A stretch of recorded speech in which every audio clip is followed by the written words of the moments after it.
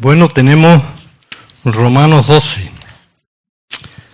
Pero antes quiero decir lo primero, que me ha encantado lo del injerto, ¿verdad? Me ha encantado porque yo recuerdo hace unos años, como yo sabéis que tengo allí naranjo y cosas de eso, intenté injertar en un naranjo un limonero y resulta que aquello no salió.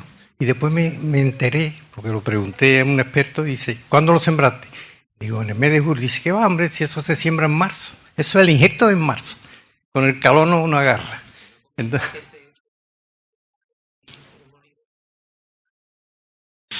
no, tiene que ser un cítrico. Bueno, antes de entrar en el 12, voy a hacer una aportación a lo que ha expuesto nuestro hermano en cuanto al tiempo, ¿verdad? En cuanto al tiempo. Y voy a leer de un sociólogo cristiano que tiene una cosa interesante. Dice así, sobre el ser consciente de los tiempos históricos que estamos viviendo. No ahora, sino siempre. Dice, los testigos de acontecimientos históricos nunca son conscientes de que están observando un acontecimiento que cambia la historia. O sea que cuando hay muchas personas que no son conscientes de los acontecimientos que estamos viviendo. Y eso lo podemos aplicar a la Iglesia. ¿En qué aspecto? Pues lo podemos aplicar en cuanto al proceso de restauración de Israel que hemos visto en el capítulo 11. Capítulo 9, 10 y 11 de Romanos hablan de ese proceso de restauración. Bueno, ¿cuándo comenzó la restauración? Ezequiel 37 nos habla del valle de los huesos secos. Y dice que ve Ezequiel un campo lleno de huesos secos, y se secó en gran manera. Y después el mismo capítulo dice, estos huesos son el pueblo de Israel. Y entonces dice, profetiza, y dice, en esos huesos salieron tendones, después carne, y después se pusieron en pie. Dice, pero no había espíritu en ellos. Entonces, ¿qué está diciendo? De que el pueblo de Israel primero va a ser restaurado físicamente y después espiritualmente, porque después sí dice que sopla espíritu. Bueno, pues, ¿cuándo comenzó ese proceso? En 1948, cuando las Naciones Unidas, después del Holocausto, en un solo día restauraron la nación de Israel, ahí comenzó el proceso. Y durante todos estos años, lo que estamos viviendo, que muchos cristianos no lo ven, es la restauración material del pueblo de Israel. ¿Cuándo será la restauración espiritual? ¿Cuándo? Está cercana. El apóstol Pablo, en Tesalonicenses, hablando de los últimos años, dice que nadie, en cuanto a la venida de nuestro Señor Jesucristo, que nadie os engañe en ninguna manera, ni por doctrina, ni por palabra, porque no va a venir, no se va a manifestar hasta, ¿verdad?, que se manifieste el anticristo, el inicuo que se sienta en el templo de Dios y se hace pasar por Dios. Luego, ¿cómo podemos entender por qué han ocurrido a través de la historia tantas personas diciendo tal año viene el Señor, tal año? Porque hay que coger la palabra de Dios y cotejarla con los hechos históricos que estén sucediendo. Y hasta que Israel no volviera a su tierra, no podía venir el Señor. Así que tenemos tres eventos que faltan. Una, manifestación del inicuo. Otra, firma un pacto de paz con Israel y con las naciones árabes. Lo tenemos en Daniel capítulo 9. Y después, tercero, falta la reconstrucción del tercer templo. Hace unos días estuve viendo en YouTube un reportaje fotográfico y el pueblo de Israel tiene preparado todo. No sé si lo habéis visto. Tienen el vestido del sumo sacerdote, el vestido de los sacerdotes, tienen ¿cómo se llama el candelabro ese? ¿No? Menorá, eso es. De oro, tienen, o sea, el arca de la alianza, todo, ¿verdad? El altar de bronce, además se veía perfectamente. ¿Qué falta? Esos eventos. Cuando esos eventos lleguen, entonces podemos decir que el Señor está cercano. Bajo mi punto de vista, los acontecimientos históricos que están ocurriendo tenemos que verlo en la palabra de Dios y no ponernos a poner fecha y cosas de esas, ¿verdad? Pero, bajo mi punto de vista, está muy cercano. Bueno, pues dejando eso ya aparte, vamos a ver algunos aspectos del capítulo 12. Ahora Pablo deja a un lado a Israel y va a hablar de nuestra vida cristiana, de cómo tenemos que vivir una vida que agrade a Dios. Y el listón es alto, ¿eh? El listón es alto. Pero bueno, eso ya lo sabemos, que el listón que exige, por ejemplo, también Mateo, ¿verdad? En la bienaventuranza, pues es un listón muy alto. Pero bueno, el apóstol Pablo dice, no que yo lo haya alcanzado, llegar a ese listón, pero prosigo a la meta, al supremo llamamiento de Dios en Cristo Jesús. Luego nosotros estamos en un proceso que no va a terminar mientras estemos en este cuerpo, pero sí tenemos que ir hacia la meta, ¿verdad?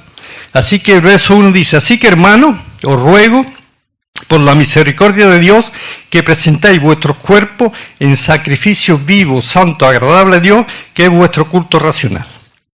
Ya que aparece una cosa importante, os ruego por la misericordia de Dios. No nos impone Pablo, nos dice ordeno, ¿verdad? Os ruego. ¿Y qué? ¿Y por qué motivo? La misericordia es la gracia. Cuando reflexionamos en la obra que Jesucristo ha hecho por nosotros, siendo Dios, hacerse hombre y morir en la cruz, eso nos tiene que motivar a que vivamos de forma que agrade a Dios. Y ese es ese sacrificio. Nosotros somos espíritu, alma y cuerpo. Y aquí habla de vuestro cuerpo, se está refiriendo al cuerpo físico, ¿verdad? En cuanto al alma y al espíritu, el Señor que dice, hijo mío, dame tu corazón, ¿verdad? Es lo que pide. Pero también este sacrificio vivo dice que es vuestro culto racional. Y como comienza con la renovación de nuestra mente. Porque claro, nosotros cuando nacemos traemos ya pues unos conceptos de tradiciones, de la enseñanza de nuestros padres, ¿verdad? Sí, o incluso religiosos, o otro tipo de filosofía, que no son idóneas ni pueden llevarnos a vivir una vida agradable a Dios. ¿Y ese listón cómo se consigue? Pues se consigue, tenemos bastantes medios, tenemos la palabra de Dios y tenemos también el auxilio del Espíritu Santo para poder ir avanzando.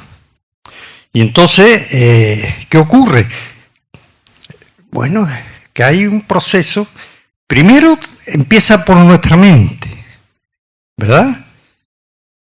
Nuestra mente, nuestros miembros, por causa de la caída de la carne, nos manda unas tentaciones que no son tóxicas. Y entonces lo primero que tenemos que renovar es el pensamiento. Porque dicen los psiquiatras y los sociólogos que actuamos de acuerdo a cómo pensamos. Esa filosofía que tengamos de vida, así actuamos. Luego eso hay que cambiarlo.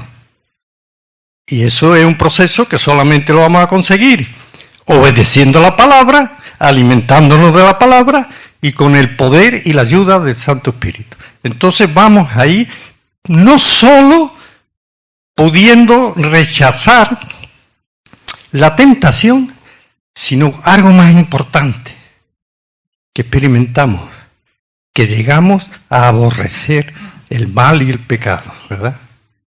Eso es cuando llega ese proceso de que ya no soportamos ni los pensamientos de las tentaciones, entonces cuando de verdad estamos en el buen camino, ¿verdad? Dice, entonces comprobaréis la buena voluntad de Dios, agradable y perfecta. Y bueno, ese sacrificio racional de nuestro cuerpo, ¿cómo es? Vamos a empezar por la vista. Con nuestra vista podemos alimentarnos de la palabra de Dios, ¿verdad? Pero también podemos ver una película pornográfica. Con nuestros oídos, pues podemos escuchar la palabra de Dios, pero también podemos estar hablando, dialogando con alguien que está, pues, maldiciendo, o que está criticando, o que está juzgando a otro, ¿verdad? También se puede usar el oído para eso. Nuestras manos. Con nuestras manos podemos alabar a Dios o podemos fabricar un ídolo. Podemos trabajar honradamente o podemos robar. Podemos acariciar a alguien o podemos maltratarla físicamente. ¿Veis la diferencia entre una cosa y otra? Y con nuestros pies podemos andar los caminos de Dios o podemos, ¿verdad?, andar, como dice el Salmo 1, no sentar con silla de escarnecedores, ¿verdad? Podemos tener compañía que nos insisten, o sea, que nos lleven al mal. Entonces, ese sacrificio consiste en que nuestra naturaleza caída nos tienta, ¿verdad?, al mal. Y entonces, ¿qué solución hay? Pues la solución está la palabra y está la ayuda del poder del Espíritu Santo. Y entonces, ¿qué ocurre? Que cuando somos liberados de una tentación, pues sentimos, ¿verdad?, una libertad y un gozo y una alegría tremenda, porque comprobamos que aquellas tentaciones, aquellos pecados nos estaban intoxicando. Así que vamos a seguir. Dice el 3, digo pues, por la gracia que me es dada a cada cual que está entre vosotros, que no tenga más alto concepto de sí que el que debe tener, sino que piense de sí con cordura, conforme a la medida de fe que Dios repartió a cada uno. Conforme a la medida de fe que Dios repartió a cada uno.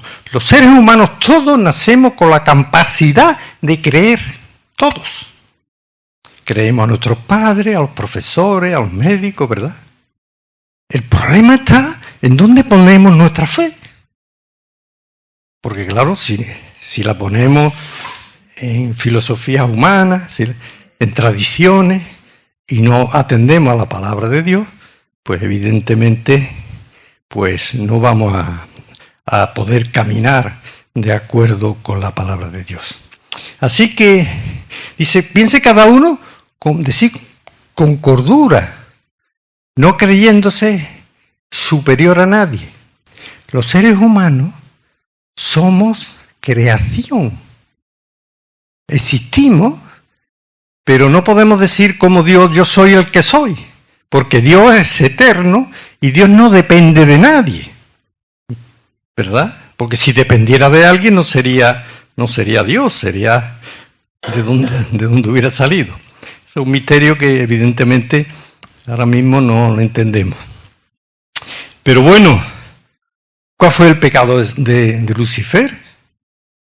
Que no reflexionó que era un ser creado. ¿Cómo un ser creado nunca puede desplazar a Dios? Y nosotros tenemos que tomar conciencia que como somos creados no podemos vivir separados de nuestro Dios, porque es la fuente de la vida. Para que se encienda esa bombilla hay que darle un interruptor y llega la corriente eléctrica y da luz. Pues nosotros espiritualmente ocurre lo mismo, ¿verdad? No podemos vivir una vida que agrade a Dios si no tenemos en cuenta que hemos sido creados y que dependemos espiritualmente, materialmente y físicamente de nuestro Creador, ¿verdad? Y eso es importante que tomemos conciencia. Por eso dice, no os creáis superiores.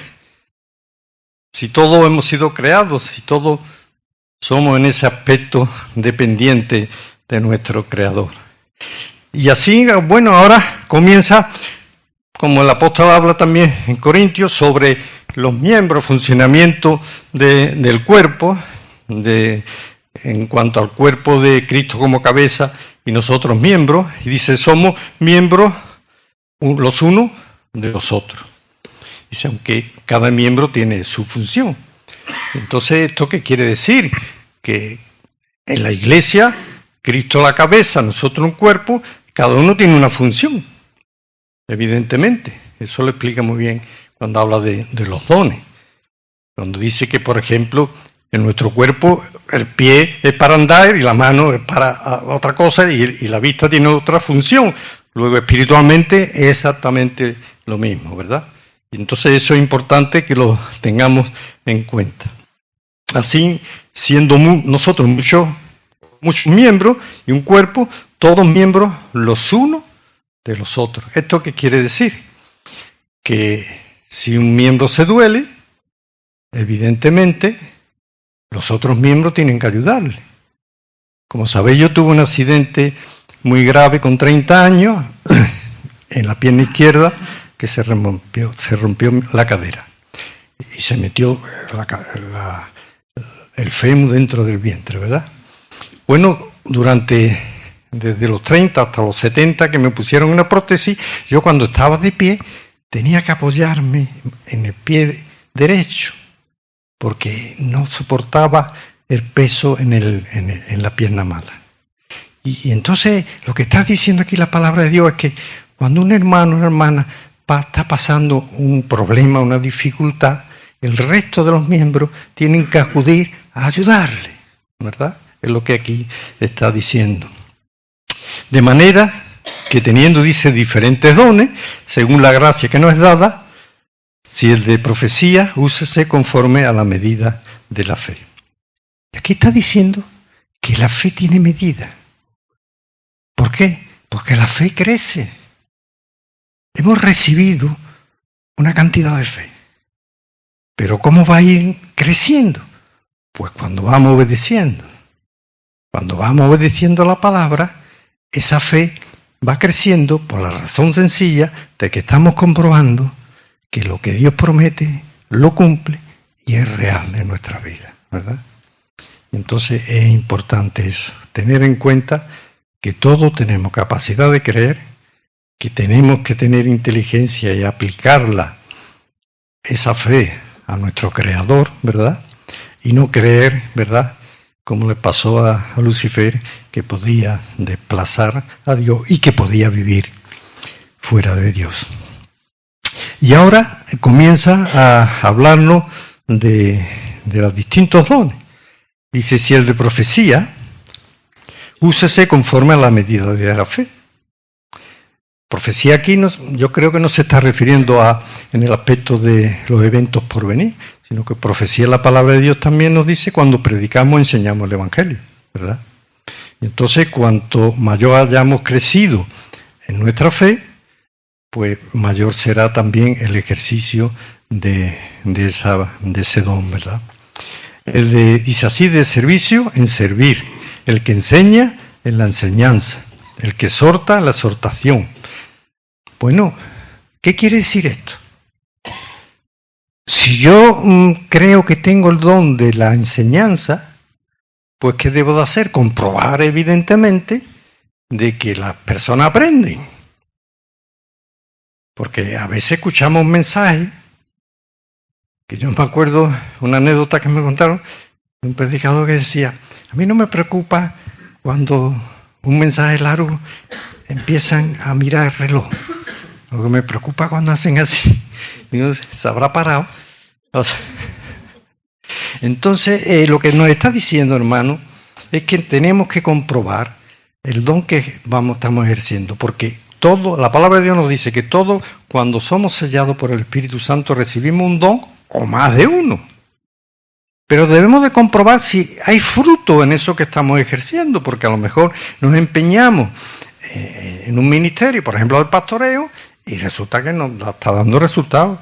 Y a lo mejor mi don pues está en la puerta recibiendo a las personas que llegan, o visitando a un enfermo, ¿verdad? O consolando a alguien que está pasando un problema, etcétera. Entonces, por eso aquí está diciendo esto: el que sirva, el de servir, que sirva. El que enseña, la enseñanza. El que exhorta, la exhortación. El que reparte, con liberalidad.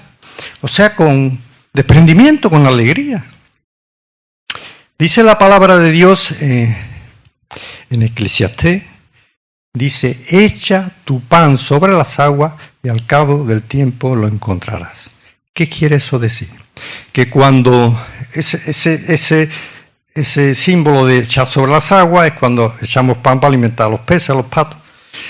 Que cuando alimentamos a alguien que está necesitado, o bien espiritualmente o bien materialmente, que no esperemos la gratitud, pero que aunque tarde tiempo, puede venir la recompensa en cuanto a la gratitud de esa persona, pero que si no la recibimos, sí la vamos a recibir de Dios, ¿verdad? El Señor sí va a premiarnos y a bendecirnos cuando hemos alimentado al necesitado.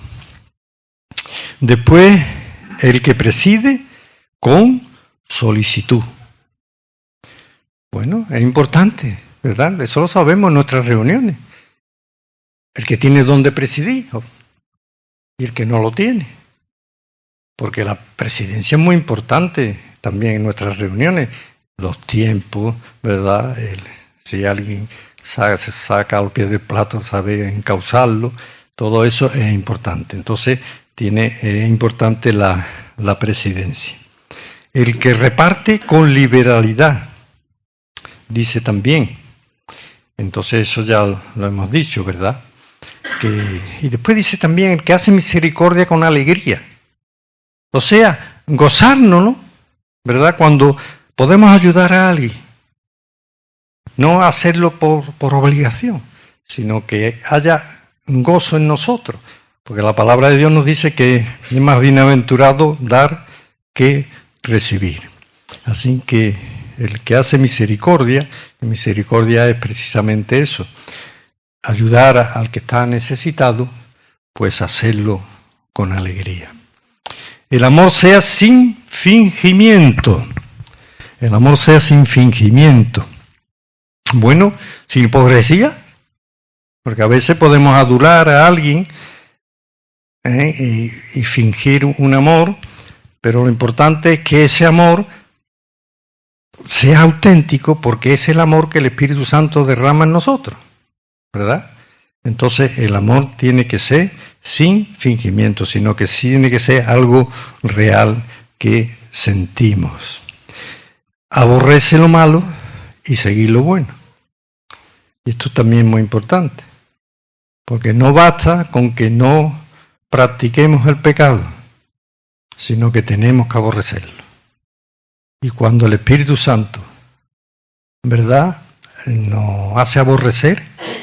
Yo he comentado últimamente, yo hace ya meses que la tele no la veo, porque me estaba intoxicando cuando veía las noticias, nada más de guerra, cuando había debate. A mí me gustaba mucho el debate político, pero claro, últimamente no hay debate, lo que hay es insultos.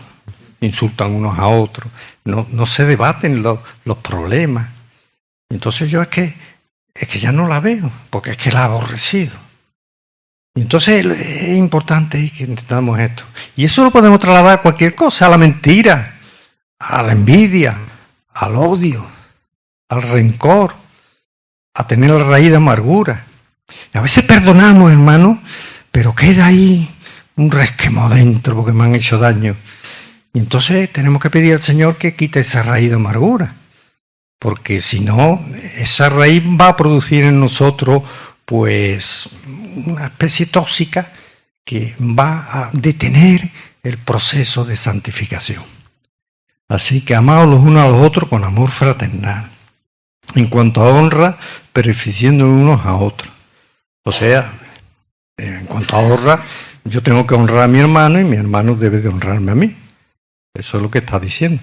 Claro, siempre y cuando haya motivo de honra, porque claro, si yo soy un ladrón, un estafador, un adúltero, no voy a estar honrando a esa persona, ¿verdad? Así que eso también tenerlo en cuenta. En lo que requiere diligencia, no perezoso.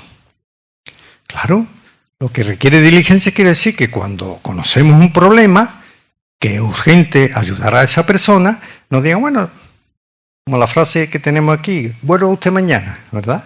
Esa frase que se hablaba de cuando íbamos a una ventanilla pública para resolver algún problema. Entonces, si hay problemas, pues, que son urgentes, pues no posponerlos, sino atenderlos de forma rápida. Y no, por eso dice no perezoso, ferviente en espíritu, sirviendo al Señor. ¿Qué quiere decir esto?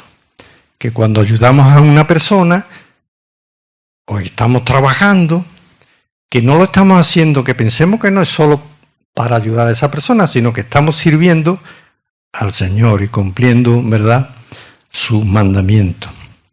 Gozoso en la esperanza, sufrido en la tribulación, constante en la oración, ¿verdad? Podemos pasar muchas circunstancias difíciles, ¿verdad? Enfermedades, de problemas de todo tipo, ¿verdad? De problemas familiares, de problemas de trabajo, muchos. Pero no perdamos el gozo, porque dice la palabra estar siempre gozoso, a pesar de las circunstancias. Cuando tenemos, ¿verdad?, el gozo y la paz del Señor en nuestros corazones, pues podemos pasar rachas malas, evidentemente, pero es importante en esos momentos que seamos constantes también en la oración, compartiendo, dice, para la necesidad de los santos, practicando la hospitalidad. Y esto se está perdiendo, hermano. Yo me acuerdo hace 40 o 50 años, cuando había, por ejemplo, una reunión especial, se traía a un hermano, pues nos peleábamos porque este hermano viniera a nuestra casa a almorzar o a cenar. Pero hoy eso se está perdiendo. Ya viene alguien y como mucho, pues ahí este hermano pues va como mucho a un sitio o dos. Entonces la hospitalidad es importante que la practiquemos. Dice después, bendecí a los que os persiguen, bendecí y no maldigáis. Aquí se está refiriendo también al sermón del monte. Gozaos con los que gozan, llorad con los que lloran. Haciéndonos partícipes de los sentimientos del hermano, porque a veces es más fácil, ¿verdad?, llorar con el que llora que gozarnos con el que se goza. Porque muchas veces está ahí los pelucillos de la envidia, ¿verdad? Ya lo bien que le va. Y bueno, pues aquí dice que tenemos que gozarnos auténticamente con el que se goza y llorar con el que llora. Bendecí a los que os persiguen, bendecí y no maldigáis. Y también habla de que no debemos, ya el tiempo va pasando, de que no debemos, evidentemente, de tomarnos la venganza. Porque cuando alguien nos hace daño, pues a veces pensamos nuestra carne de vengarnos. El Señor dice, dejar, la venganza es mía. Y no sé vosotros, yo he comprobado que a veces me han hecho daño y hay ese resquemor y hay ese deseo de venganza, ¿verdad? Pero cuando se le pide al Señor que te quite, ¿qué es lo que hace el Señor? Que cuando ve a esa persona que te ha dañado, no te acuerdas del daño que te hizo, ¿verdad? No te acuerdas. Porque en la palabra de Dios, por ejemplo, hablando de la envidia, dice que es carcoma de los huesos. Persona envidiosa, pues no se da cuenta de que el primer dañado es él, ¿verdad? Entonces todas esas cosas, la soberbia, el egoísmo, la envidia, el poder, la palabra de Dios y el Espíritu Santo tiene poder para poder controlar eso. Y entonces cada vez que el Señor quita de nosotros una atracción de nuestra carne, de nuestros miembros, como decía el apóstol Pablo en Romanos 7, hago, ¿verdad?, lo que no quiero y lo que quiero hacer no lo hago. Pero después en el 8 dice, pero gracias, ¿verdad?, al Espíritu de libertad de Cristo, que no dice me librará, sino ya a Pablo lo había librado de esa atracción. Y eso lo podemos experimentar todos nosotros. A veces, ¿verdad?, yo a veces lo he contado, yo tenía unos pensamientos tóxicos. Y Señor, ¿y esto por qué? Hasta que un día caí de rodillas en mi habitación, llorando. Señor, quítame esto. Y el Señor lo hizo. Qué libertad, ¿verdad?, más grande cuando el Señor te libera de esos pensamientos tóxicos. Y por eso dice que debemos de dar nuestro cuerpo en sacrificio. ¿Por qué? Por la misericordia que Dios ha tenido con nosotros. Porque no solamente nos ha limpiado y nos ha perdonado, sino que hay un pasaje precioso cuando el Señor dice, os llamaré amigo. No os llamo ni creyente, ni dice uno, amigo. El Señor quiere ser nuestro amigo. Pues bueno, vamos a ir terminando porque el tiempo se acaba. Unánime entre vosotros, no altivos, sino asociándolo con humilde. No seáis sabios en vuestra propia opinión. Y eso también lo tenemos en los Proverbios, en el capítulo 3, creo, cuando dice que no seamos sabios en nuestra propia opinión, ¿verdad? Sino que tengamos en cuenta la sabiduría de Dios. No paguéis a nadie mal por mal, ¿veis? Procurad lo bueno delante de todos los hombres. O sea, que lo que estaba diciendo antes, si nos han hecho daño, eso lo tenemos en Mateo, ¿verdad?, cuando habla en los capítulos de la bienaventuranza. Si es posible, en cuanto depende de vosotros, está en paz con todos los hombres. Por nuestra parte, tenemos que procurar eso. A veces no es posible la paz, porque si nosotros queremos, el otro a lo mejor no quiere, ¿verdad? No os venguéis vosotros mismos, lo que hemos estado viendo, amados míos, sino desead dejar lugar a la ira de Dios, porque escrito está, mía es la venganza, yo pagaré, dice el Señor. Bueno, como vemos, el listón es muy alto, porque ahí está la carne, ahí está el pecado agazapado, pero evidentemente, como ya dije, lo que dice el apóstol, él reconocía que no había llegado a la meta, pero que proseguía para llegar al supremo llamamiento. Y eso lo podemos, ¿verdad? Ninguno de nosotros, mientras estemos en este cuerpo, vamos a llegar a la meta.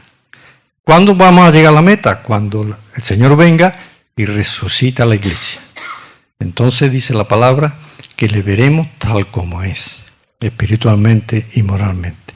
Así que dejemos las cosas en las manos del Señor. Porque de verdad que vamos, yo hace ya tiempo, cuando alguien me hace una faena, aparto.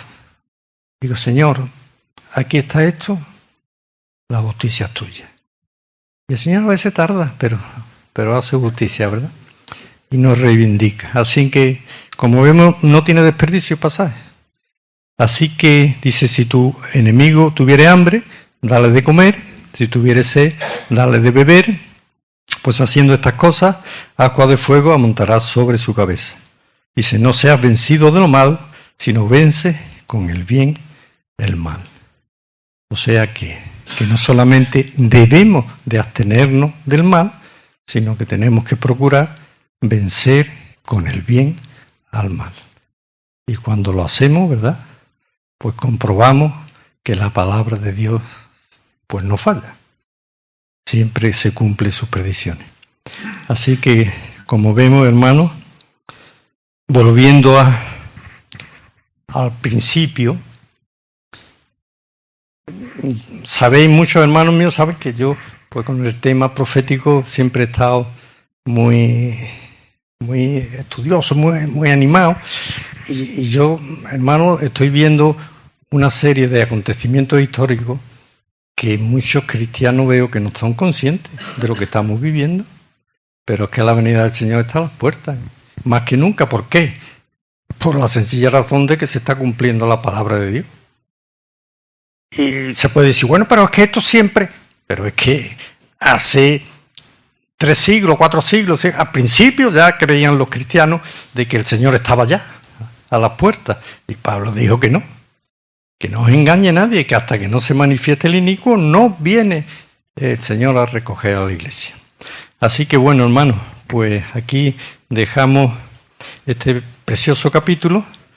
Sabemos que es un listón muy alto, que vamos a fallar muchas veces, pero cuando fallemos tenemos la cruz de Cristo, ¿verdad? Para recurrir, pedir perdón y por supuesto fuerza para no poder caer de nuevo en esas tentaciones. Así que el Señor nos ayude y gloria al Señor.